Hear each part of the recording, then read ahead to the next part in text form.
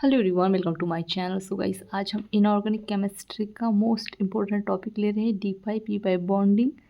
इसके हम suitable example भी यहाँ पर डिस्कस करेंगे। तो काफ़ी ज़्यादा इंपॉर्टेंट है और ये हमेशा एग्ज़ाम में आता है। ठीक है, मतलब 100% गारंटी है एग्ज़ाम में आने की, इसलिए इसको आपको अच्छे से कंप्लीट करके जाना है।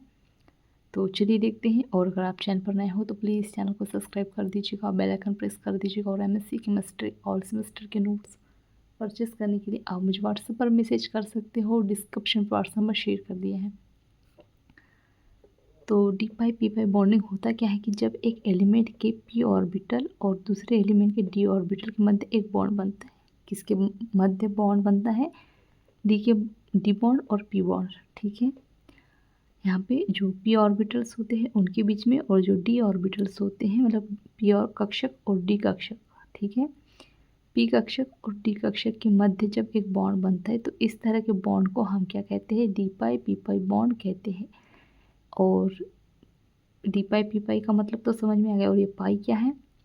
तो इनके बीच में पाई का मतलब होता है डबल बॉन्ड। ठीक है, अगर सिंगल बॉन्ड है तो उसको हम सिग्मा बॉन्ड बोलेंगे, और अगर डबल है तो पाई बॉन्ड बोलेंगे। ठीक है, तो इनके मध्य क्या होगा, क्या होता होगा? डबल बॉन्ड बनता होगा इनके बीच में, इसलिए हम इसको क्या कहते हैं? D pi P pi bond कहते हैं। आ रहा है समझ में?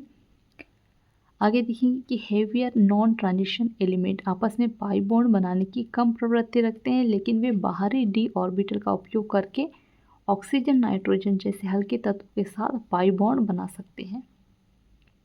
इस तरह की बॉन्डिंग को D pi P pi bonding कहा जाता है। यहाँ पे देखिएगा, सिंगल बॉन्ड को हम सिग्मा बॉन्ड, डबल बॉन्ड को हम एक सिंगल बॉन्ड, इसको सिग्मा बॉन्ड, और नीचे वाले को पाई बॉन्ड। और ट्रिपल बॉन्ड अगर होगा तो एक को सिग्मा बॉन्ड, मतलब कि यहाँ पे देखिएगा ये सिंगल बॉन्ड बनेगा, डबल में डबल तो इसको हम बोलेंगे सिग्मा बॉन्ड और इसको पाई बॉन्ड।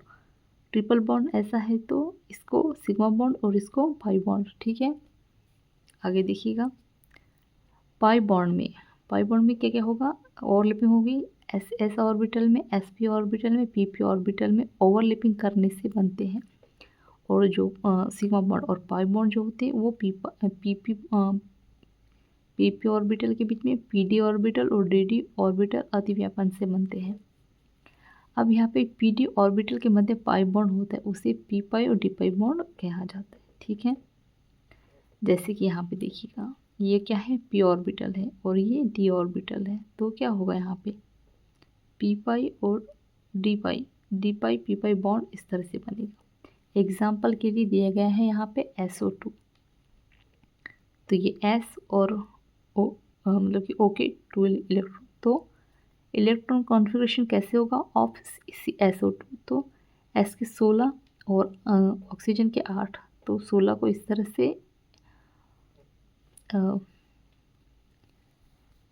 से भरे जाते हैं, और जो ऑक्सीजन के वो 1s2 2/2 4 इस तरह से ये एलिमेंट इसके इलेक्ट्रॉन है वो भरे जाते हैं। ठीक है, इलेक्ट्रॉनिक विन्यास इसका इस तरह से दिया गया है।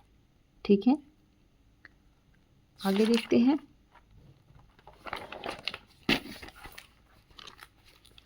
ये S के 16 इलेक्ट्रॉन इस तरह से भरे जाएंगे, और S के ये इस तरह से ये इसको इधर कर देंगे। ठीक है, और O8 के इस तरह से। ठीक है, तो यहाँ पे देखिएगा क्या होगा? SO2 हाइब्रिड स्टेटस होगा, तो यहाँ पे O के S में 2 इलेक्ट्रॉन और P में 4 इलेक्ट्रॉन भरे हुए हैं। ठीक है, अब यहाँ पे आके P में 3 इलेक्ट्रॉन भरेंगे और एक इलेक्ट्रॉन वो डी ऑर्बिटल को दे देंगे, तो फिर क्या होगा इससे? ये S में 2 इलेक्ट्रॉन, इसमें 4 इलेक्ट्रॉन और एक डी को दे देंगे। आ रहा है समझ में? तो ये इससे कनेक्ट हो जाएगा। तो इसका इलेक्ट्रॉनिक विन्यास इस तरह से होगा SO2 का। तो आई होप आपको अच्छे समझ में आ गया होगा। तो प्लीज़ चैनल को सब्सक्राइब कर दीजिएगा, बेल आइकन प्रेस कर दीजिएगा। और एमएससी केमिस्ट्री ऑल सेमेस्टर के नोट्स परचेस करने के लिए आप मुझे व्हाट्सएप पर मैसेज कर सकते हो। डिस्क्रिप्शन व्हाट्सएप में शेयर कर दिया है। Thank you.